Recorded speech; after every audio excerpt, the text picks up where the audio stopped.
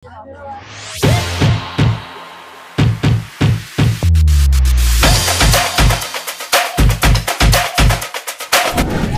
everyone! Welcome back to our channel, Craving and Destination by Madam OVR. In today's video, bibisitahin nga natin or magpo-food trip tayo dito sa isa sa pinakamalaking food park dito sa South, ang Davilan Food Park dito sa Carmona, Cavite. Kaya tara, samahan niyo ako!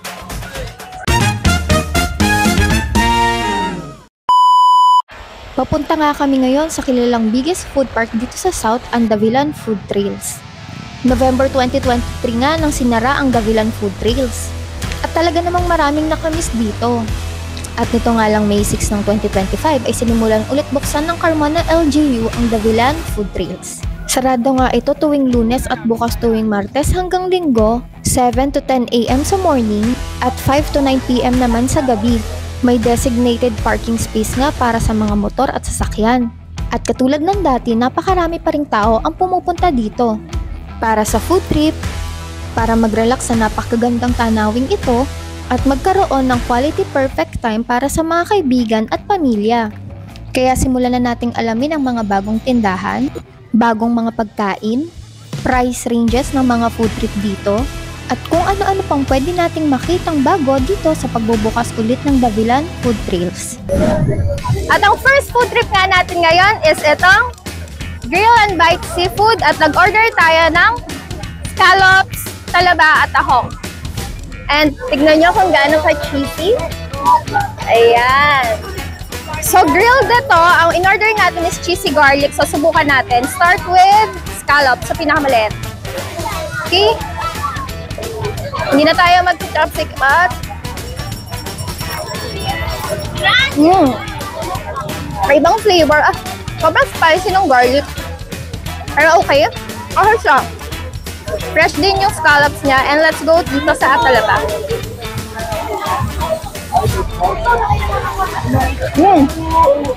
Okay yung flavor niya. Lasang-lasa yung garlic. And sobrang cheesy.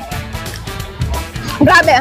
Punta kayo dito sa Grill and Bites para subukan to kasi it's not usual na merong grilled seafood sa isang food park. And last natin, itong talaba. Talaba, real talaba yan. At ang laki, feeling ko hindi ko siya makakagat, so gamitin natin to. Let's give it a shot. Sobrang creamy. Kung gusto nyo ng maanghang, meron din silang chili garlic, pero grabe, ang creamy niya. Ang sarap, ang sarap. Good. Kaya punta na rin kayo dito. Next stop, punta tayo sa susunod nating destination. Ang daming food dito, kaya tara na.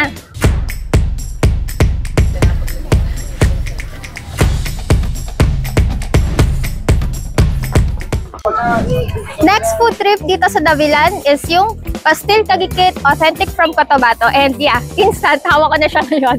Kaya kainin na natin kasi order na kami kanina. And take a look. Chicken pastil and rice. And open. Tingnan mo. Sindami siya ng 1 cup of rice. 49 pesos only. Tara, subukan natin. Let's give it a shot. Okay. Mainit yung kanin niya. Yung pastil is medyo may pagkaalat siya, pero hindi kasi ako order ng spicy. Pero kung gusto niyo ng spicy, meron silang additional na may spicy. And meron din silang order na may egg. Ang dami ng chicken niya. See? Sulit yung 49 pesos mo. And masarap yung timpla nila. Sabi nila, this is authentic from Cotabato. Swerte tayo kasi tikman natin dito sa Carmona, Cavite. Isa pa.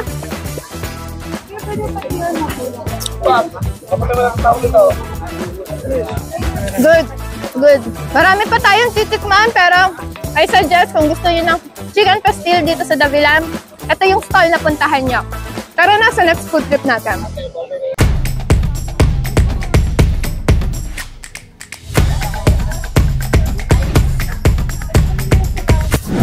Third food trip dito sa Davilan, inihaw na pusit. Ayan, dito siya lang makikita. Ayan sila kuya, ayan yung shop.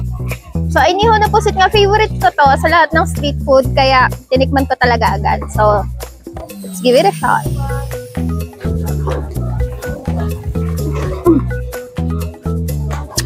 Lahang dagat. Lahang dagat.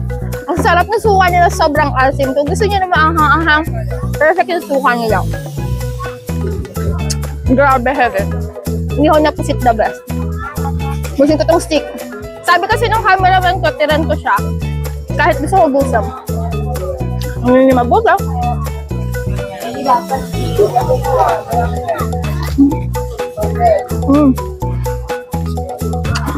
Baka kaano talaga kayo ng pusit, kailangan ready yung ngipin nyo. Dried kasi siya. But yeah, perfect. Suka is perfect. Yung pagka-dried is perfect. Kung gusto nyo na ito, dito sa Davilan Food Mart, dito. Ito siya pupuntahan. And proceed tayo sa next destination natin.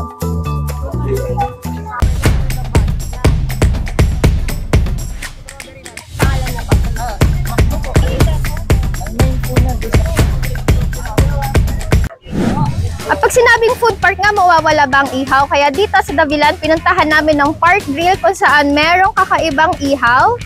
Hungarian sausage, inihaw siya at susubukan natin. So, let's give it a shot. Habang harap. Solid. Burnt taste. Ihaw. Ano? Ito na lang. With cheese. May buong pork. Medyo spicy. Ang sarap. Perfect. Init lang siya. Parang oh, ayun yan ba usok? Buong init na talaga. Solid. Solid. Subukan natin itong best-selling barbecue nila. Ayan. Lagyan natin ng sauce. Sobrang saucy siya. Let's give it a shot.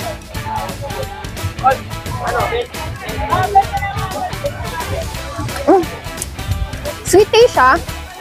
Perfect yung suka niya. Malambot din yung pork. Ang sarap ng asim at tamis. Yung tamis galing dito, tapos yung asim galing sa suka. Kaya ang sarap ng suka. Kaya kung gusto niyo ng ihaw food trip dito sa Davilan, dito lang kayo sa stall na to pupunta. Again, Hungarian sausage, barbecue. And next food trip tayo, kaya marami pa tayong kakainin. Tara!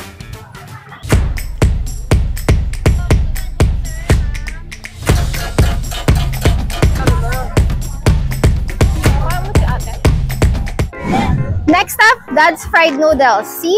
Fried noodles. Ito ang hindi ko na alam. Pero ang dami na natin kainan, so I don't know kung pang-5, pang-4. Teka lang, may dumadaan. Pero ito, fried noodles. Let's give it a very good shot. Close up. In order natin is beef teriyaki. Nakita nyo naman yung order is only for 75 pesos. But punong-puno. Okay. So, subukan ko na siya. Ang daming makakainan dito sa Davilan. And busog na ako. Pero ang sarap kumain pag ang dami mong nakikitang food. So, let's go!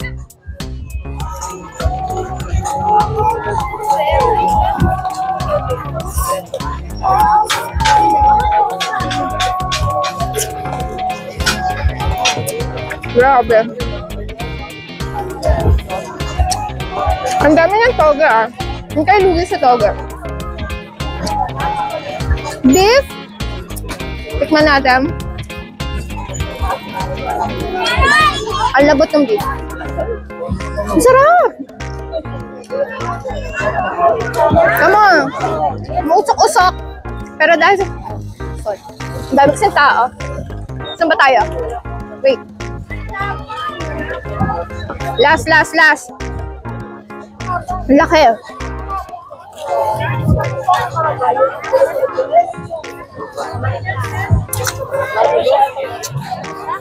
In fairness, hindi siya tinipid sa ingredient. Ang dami ng toga. Ito yung food na hindi ko bibigyan yung cameraman ko. Ubusin ko lang, then after, next food trip tayo. Akin na to.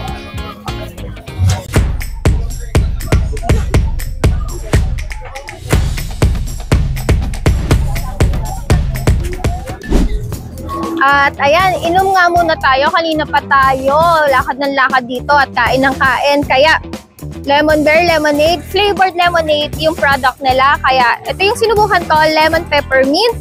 Grabe. Ang daming food. Ngayon lang tayo nag-drinks ng may lasa. Tikman natin. In-order ko is lemonade peppermint. So, refreshing. Lemonade is refreshing itself. Yung peppermint, umaano siya sa ilong, kaya lalo siyang nakaka-refresh. Yan, try nyo na siya. Okay, syempre, hindi pa tayo tapos. Hindi matatapos sa inumin na to. Maghahanap pa tayo ng ibang pagkain. Tara!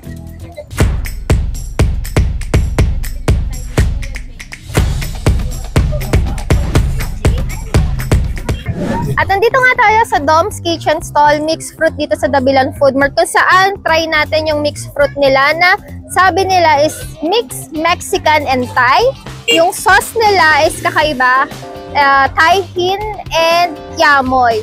So mixed fruits, ang laman nito is mangga, singkamas and pakwan. Sabi nila is maasim, anghang, maalat. So first time ko titikim nito, tikman natin. Siguro dun tayo sa medyo light. Pakwan. Pakwan. Wish me luck. Let's give it a shot. Ang weird. Ang tamis, maanghang, ngalap. Yeah. Hindi ko siya ma-describe pero kakaiba siya. Dito tayo sa singkamas. Singkamas. Parang labalo. Ayaw kumakain ng kimchi. Pero matamis yung singkamas niya. Mangga.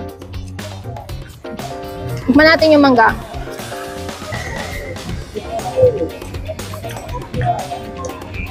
Kasi, ang strong ng flavors niya.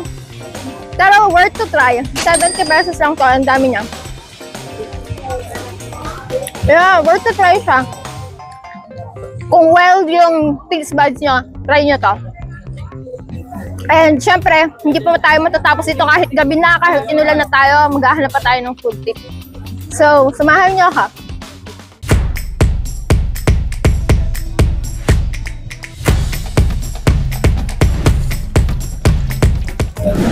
At biyaheng norte nga tayo. Charot! Biyaheng norte kasi Ilocos Empanada ang itatry natin dito sa Davilan. So, merong Ilocos Empanada dito sa Davilan. At eto siya, overload yung in-order natin. Tingnan nyo kung gano'ng kalaki. Laki, di ba? So, let's open it. Overload. How overload it is. Give it a shot.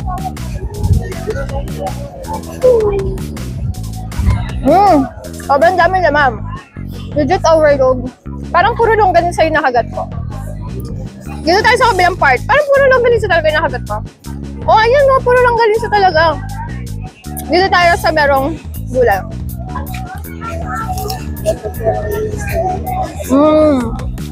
Harap. Longganisang Ilocos. Full egg, gulay, cheese.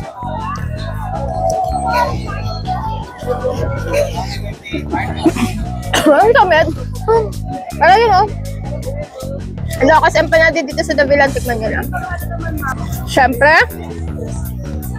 uubusin lang namin ulit. Nagpupuntre pa tayo kahit gabing na. Let's go!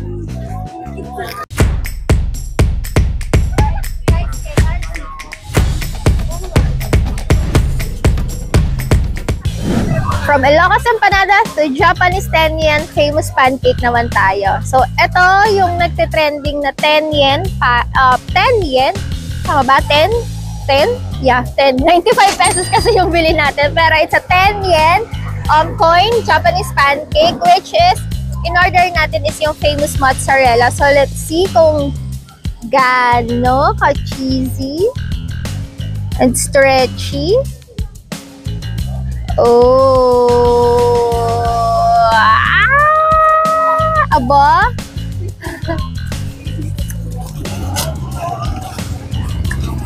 Ang haba. But yeah, cheesy. And yung pancake, try natin.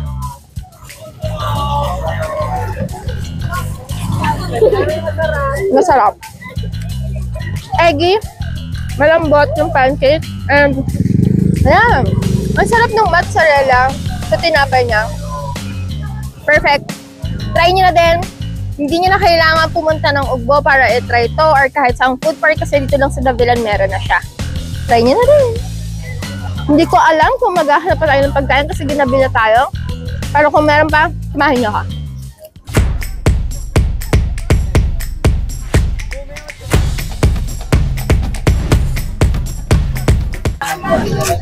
Dessert naman tayo.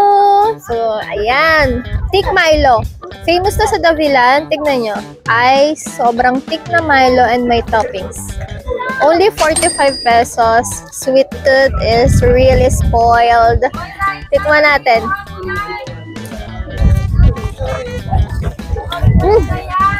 Sobrang thick. Milo. Haluin natin. I don't know kung kakainin or iinumin. Pero kinain ko. Kain natin ulit.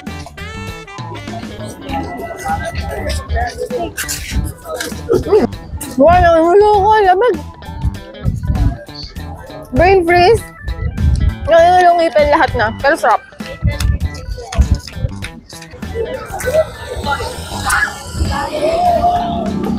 Take Milo. Pagpunta nyo sa Davilan, try nyo na rin.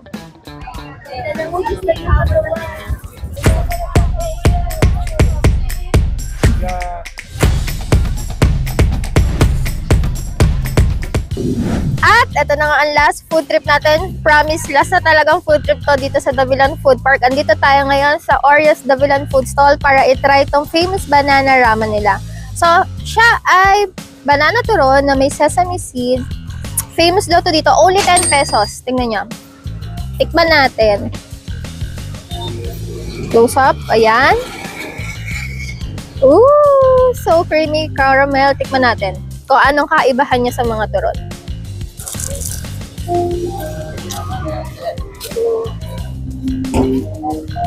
May cinnamon siya. Ang lahat ng cinnamon. Sesame seed. Ibang-iba nga siya sa mga banana turon. Kung ako sa inyo, pag andito kayo sa Davilan, ito ang una yung tikmam. Iba siya talaga. May turon with twist. Ha? Hindi makapal yung wrapper niya, ha? Kasi ang lasa nyo agad yung banana. Ang sabi may rum daw to. Pero ang una ko talagang nalasahan ni cinnamon.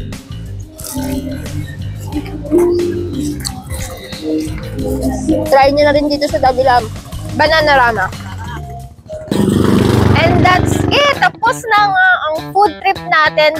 Grabing food trip yung ginawa natin. Ang dami nating kinain dito sa Davilan Food Park. And take note, nasa 500 pesos lang lahat ng kinain natin. And time check, 8:43. Magna-9 na. Pero ang dami pa ring tao dito. May mga food stall na sarado na kasi ubos na. Sorry. Mali.